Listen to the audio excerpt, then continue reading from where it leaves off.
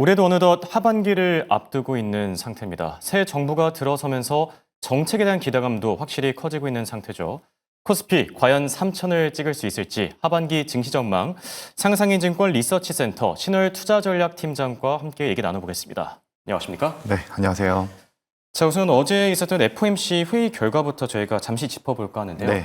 지금 미국 연준이 이제 기준금리를 4차례 연속 동결했죠. 그리고 이 경제 전망 요약, 셉을 보면은 GDP 전망치는 낮췄고 네. 또 실업률이랑 PC 전망치는 올렸는데 네. 전반적으로 이번 회의 결과 어떻게 보셨습니까?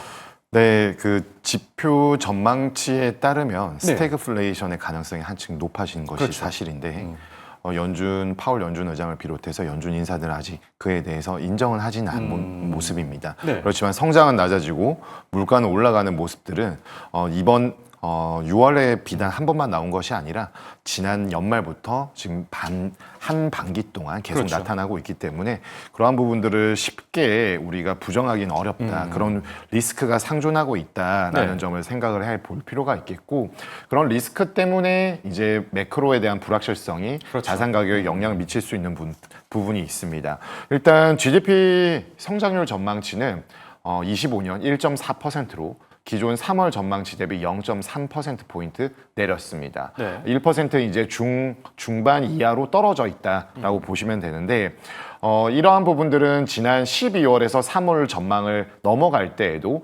2.1에서 1.7, 0.4%포인트가 떨어졌었기 때문에 6개월 동안 0.7%포인트, 미국의 성장의 한 3분의 1 정도가 감축되고 있다는 점을 시사하겠습니다. 네. 결국에는 미국의 오랜 시간 이어져 왔었던 경기 확장 국면이 이제 톤 다운이 되면서 위축으로 전환되고 있다라고 볼 수가 있겠고 때마침 트럼프 2기 행정부가 출범을 하게 되면서 다양한 정책들을 추진하는 가운데 소비 심리가 위축이 되고 통상에 관련된 강력한 그런 정책을 추진하는 모멘텀이 발현이 되다 보니까 전반적으로 미국 내수에 기반한 부분들이 경기 하방 압력에 좀 빠르게 지금 반영이 되고 있는 것으로 볼 수가 있겠습니다. 전반적으로 내년도에도 여전히 2%대보다는 1%대 중후반의 성장을 가리킨다라는 것은 이제 그동안 엔데믹 이후에 있었던 미국 경제의 나홀로 호황에 대한 기대감은 다소 제약적으로 변화할 가능성을 시사하고 있습니다. 알겠습니다.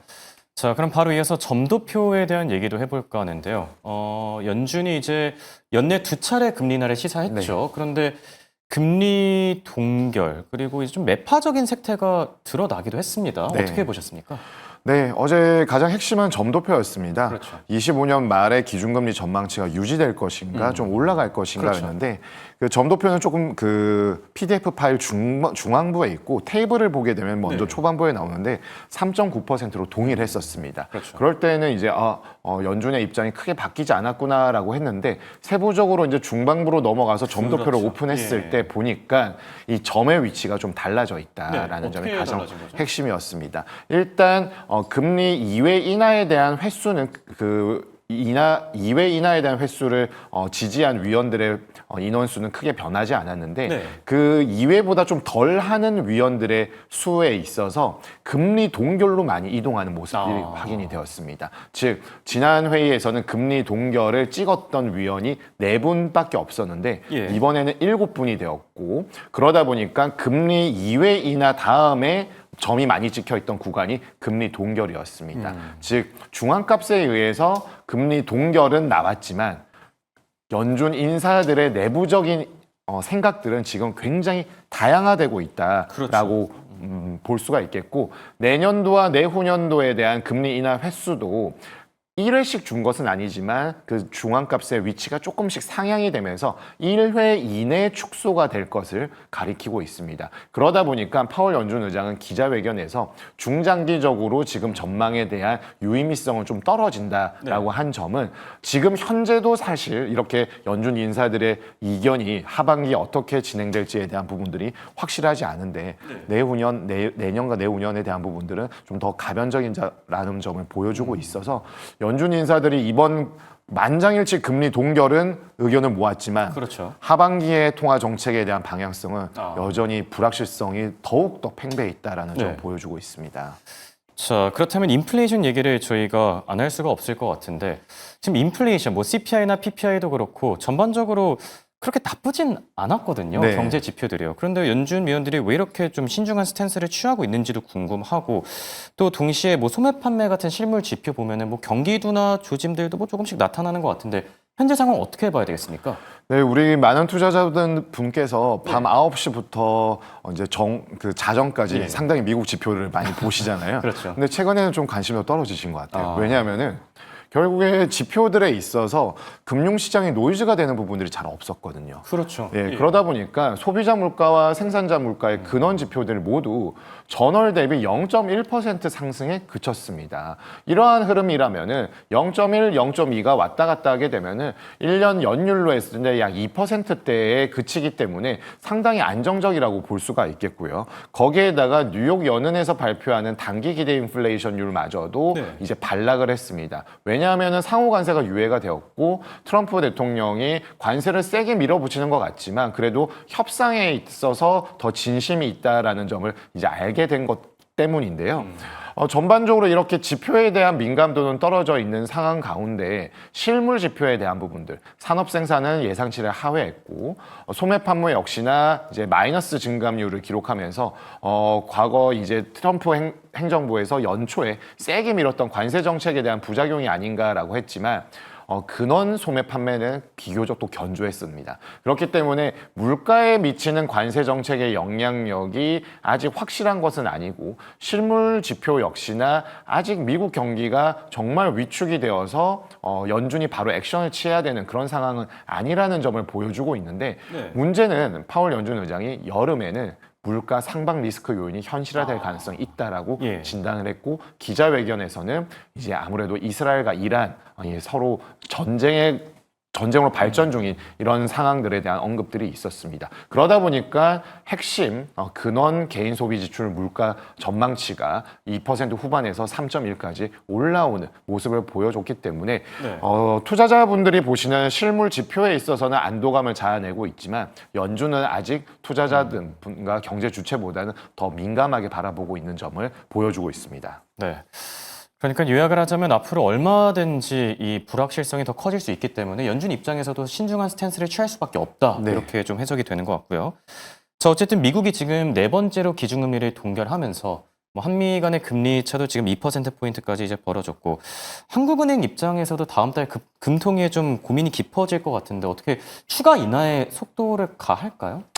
네, 좀 복합적인 문제로 봐야 될 것 같습니다. 일단 네. 작년에 우리가 10월부터 금리를 인하를 했고요. 그렇죠. 연준은 우리보다 한 달 빠른 9월 추석 연휴 때부터 네. 금리 이제 빅컷을 단행을 했는데 우리는 그동안에 지난 4분기에 2번, 1분기, 2분기에 각 한 번씩 해서 총 1%포인트를 내렸습니다. 네. 근데 연준은 9월 빅컷 그리고 4분기에 2번 해서 1%포인트 내렸는데요. 그 다음부터 지금 6개월째 동결을 하고 있잖아요. 그렇죠. 이 상황 속에서 우리가 과연 달려갈 수 있을까에 대한 부분들은 한미 금리 격차도 중요한 요인이 되겠고 예. 글로벌 사이클에 있어서 통화 정책을 우리만 속도감을 내기에는 다소 부담스러울 수밖에 그렇죠. 없습니다. 분명한 것은 우리만 속도로 냈을 때에는 외환 시장에 대한 부담감이 다시 한번 올라올 수 있겠고 여전히 외환 시장에서는 1,360원에서 80원 내외에서 하루에 5원 내외는 아주 기본적으로 거의 디폴트 값이 되어 있고 10원 내외의 흐름도 확인이 되고 있기 때문에 안심할 수는 없다라고 보여지고요. 네. 그리고 지난 5월 말에 금리를 인하할 때에는 새 정부 출범 이후에 추경도 할 때니까 7월 또는 8월에 한국은행이 금리를 인하할 수 있지 않을까라는 기대감이 있었습니다만은 저를 비롯한 일부 이제 하우스에서는 서울 중심의 주택 가격 상승세가 심상치 않다. 일단 거래량이 상당히 토어제 재지정으로 묶여 있었지만 이미 5월부터 거래량이 다시 올라오기 시작했었고요. 7월 DSR 3단계를 앞두고 대출에 대한 수요가 5, 6월에 집중적으로 몰릴 가능성이 있다. 이러한 점이 지금 최근에 나오는 지표들을 통해서 확연하게 드러나고 있습니다. 어제도 역시나 서울 주간 아파트 가격 상승률은 주간으로 0.3% 중반을 찍었고요. 네. 주요 구들은 0.6에서 0.7%씩 올라오고 있는 상황에 있는 데다가 아무래도 정부는 대출의 소진율이 워낙 빠르다 보니까 각 금융기관장들을 불러서 대출에 대한 지도까지 이제 하는 미팅을 가지는 등 이러한 부분들을 고려할 때 3분기의 금리 인하는 어렵다라고 저는 판단하고 있고 10월과 11월 중에서 외환시장, 주택시장, 가계부채가 크게 튀지 않을 때 타이밍을 잡아서 그때 금리를 인하할 가능성을 좀 타진할 것으로 보여집니다. 네, 그럼 금리 인하까지는 아직 시간이 조금 남은 듯해 보이고요. 그렇다면은 가장 궁금한 부분이 코스피 과연 3천을 네. 찍을 수 있을까인 것 같은데 지금 정말 코앞을 두고 계속 등락을 반복하고 있거든요. 네. 좀 넘겼으면 좋겠는데 뭐 중동 상황이 좀 일단락되면은 넘길 가능성이 생기겠습니까? 네, 지난주 금요일에 이제 오전장에 이스라엘의 이란 공습이 나타났고 그때도 3,000포인트를 앞두고 있었고 이번 주 초반에도 3,000포인트 코앞에서 네. 이제 좀 주저앉는 모습들을 보였는데 이러한 부분들이 지금 일주일째 벌어지고 있다 보니까 희망을 잃지는 않고 있습니다만 네. 다소 이제 조금 모멘텀에 있어서 동력이 약화되는 것도 사실입니다. 그렇죠. 근데 좀 전에 말씀드렸던 연준과 한국은행의 글로벌 통화 정책에 있어서 조금 더 유연하고 완화적인 스탠스가 나온다라면은 매크로적인 불확실성의 경감을 통화 정책으로 좀 할 수가 있는데 그러한 부분들이 나오지 않다 보니까 매크로 불확실성의 이런 이스라엘 그리고 관세 정책, 여전히 남아있는 트럼프의 오락가락하는 그 정책 스탠스 등 때문에 사실 쉽지 않은 모습들을 보이고 있습니다. 그렇지만 국내 증시에 대한 기대 수익률은 신정부 출범 이후에 상당히 레벨업이 되었습니다. 그렇기 때문에 터치 시도는 지속할 것으로 보여지고요. 일시적으로 수급이 조금 우호적으로 쏠리고 글로벌 매크로 불확실성이 항상 불확실하지만은 않을 것이기 때문에 이 경감이 될 때에는 3,000선을 상회할 가능성도 있다. 라고 보여집니다. 그렇지만 3,000선을 상회하고 그 추세적으로 가는 부분들은 좀 다르다.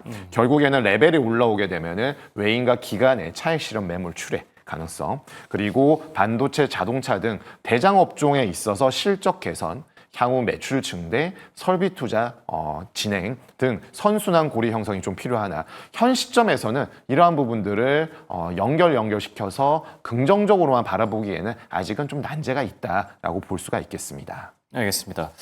자, 그렇다면 지금 일각에서는 코스피가 3,000선을 넘기지 못하는 지금이 매수 기회라고 하는 분들도 있고요.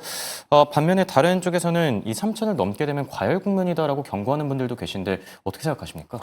네, 일단 3,000선이 넘는다고 해서 과열이라고 보기는 좀 다소 어렵고 네. 타 자산 대비 국내 증시에 대한 기대 수익률이 높아져 있기 때문에 그러한 흐름들은 비교적 좀 자연스럽다라고 예. 보여집니다. 특히나 이제 우리가 한국의 행정부 수반이 이제 선출이 되었기 때문에 이번에는 좀 회담을 할 수 없었던 상황이 있었습니다만은 추후에는 진행이 될 것이고 그렇죠. 이러한 부분들에 있어서 관세의 악영향을 받았었던 대장 업종들이 조금 개선이 된다라면 올라올 수 있는데 이거는 사실 우리가 컨트롤하기가 좀 쉽지 않은 부분이지 않습니까? 그러다 보니까 이제 기대 수익률과 정부의 이런 상법 개정안을 통해서 주주 친화적인 정책 모멘텀 등이 좀 결부가 되었을 때, 즉 쉽게 말씀드려서 거래 대금이 일간으로 10조 원 중반대에서 20조 원을 향해 갈 때에는 아무래도 수급에 의해서 상승에 대한 힘을 좀 더 받을 수 있다.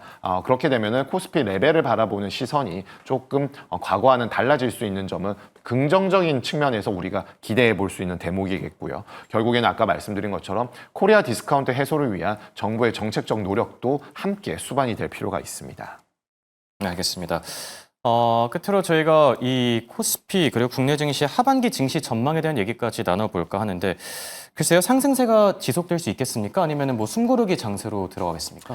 네, 좀 전에 말씀드렸다시피 터치 시도는 가능할 것인데 추세화를 위해서는 여러 가지 조건들이 있는데 조건이 충족되기 위해서 시간이 좀 필요합니다. 그렇기 때문에 3분기는 조금 터치 시도를 하다가 숨고르기 장세에 진입할 가능성이 높다라고 네. 보여지고요. 사큐에는 아무래도 연준과 글로벌 통화 정책 그리고 트럼프 행정부에 대한 시장의 적응력이 좀 더 한층 더 개선이 되면서 재반등 시도할 가능성이 높다라고 보여집니다. 이러한 점에 근거했을 때에는 아무래도 숫자가 잘 꽂히는 업종들이 긍정적이라고 볼 수 있겠죠. 네. 기계, 방산, 원자력과 함께 정부의 지금 신정부 정부 정책에 추진되는 미디어 그리고 추경에 의해서 좀 더 활기를 띨 수 있는 건설 업종들 좋을 것으로 보여지고요. 향후 통상 관련 이슈가 해소될 때마다는 반도체, 자동차 등의 순환매를 기대해 볼 수 있다라고 판단하고 있습니다. 네, 감사합니다.